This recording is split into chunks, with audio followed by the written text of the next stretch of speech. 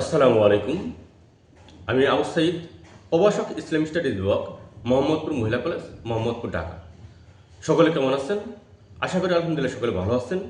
আমিও আপনাদের আলহামদুলিল্লাহ ভালো আছি। আমি আজ আপনাদের সামনে আলোচনা করব লেস ট্রেনিং সম্পর্কে। আপনারা সকলে অবগত আছেন, এই লেস ট্রেনিংটি 56 দিনের জন্য হয়ে থাকে। এটি সাধারণত সহকারী শিক্ষকদের জন্য এই ট্রেনিংটি হয়ে থাকে।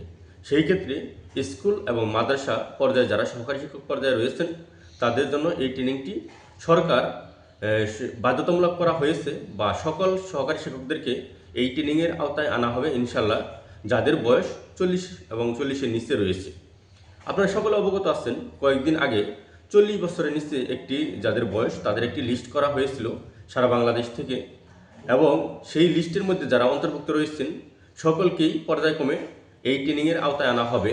বিশেষ করে যারা ষষ্ঠ এবং সপ্তমে যারা জয়েন করেছেন অনেকেই এই লিস্টের মধ্যে অন্তর্ভুক্ত হননি। পরবর্তীতে আরেকটি লিস্ট করা হবে, যে লিস্টের মধ্যে আপনারা নতুন যারা রয়েছেন, বিশেষ করে ষষ্ঠতে এবং সপ্তমে যাদের ষষ্ঠতে বাদ করেছেন এবং সপ্তমে যারা জয়েন করেছেন তাদেরও এই লিস্টের মধ্যে আওতাভুক্ত করা হবে। তাই যারাদের নাম বাদ করেছে ইনশাল্লাহ আপনারা পরবর্তী লিস্টের মধ্যে অন্তর্ভুক্ত হবেন ইনশাল্লাহ। সকলে অবগত আছেন যে লেস ট্রেনিংয়ের অলরেডি 2টি বেস অতিবাহিত হয়ে গেছে। তৃতীয় বেস এই মার্চ মাসের 25 তারিখ থেকে অনুষ্ঠিত হবে। সাধারণত বাংলাদেশের 14টি সরকারি টিচার ট্রেনিং কলেজে এই ট্রেনিংটি হয়ে থাকে। সাধারণত এই ট্রেনিংটি 56 দিনের।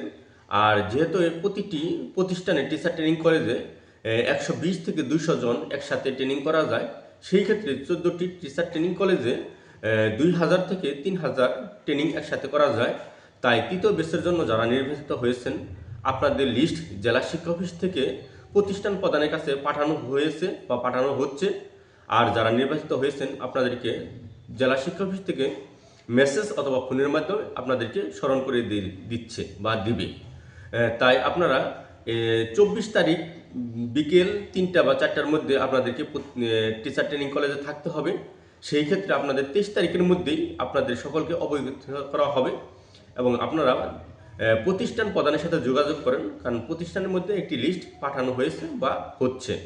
আর বিশেষ কারণে যাদের এই ট্রেনিংয়ের নাম আসছে কিন্তু আপনারা এই মুহূর্তে ট্রেনিংটি করতে পারতেছেন না, সেই ক্ষেত্রে আপনারা প্রধান শিক্ষকের মাধ্যমে জেলা শিক্ষা অফিসে একটি আবেদনপত্র দিবেন।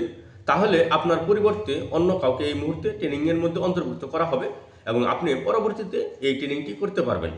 আশা করি আপনারা বুঝতে পেরেছেন।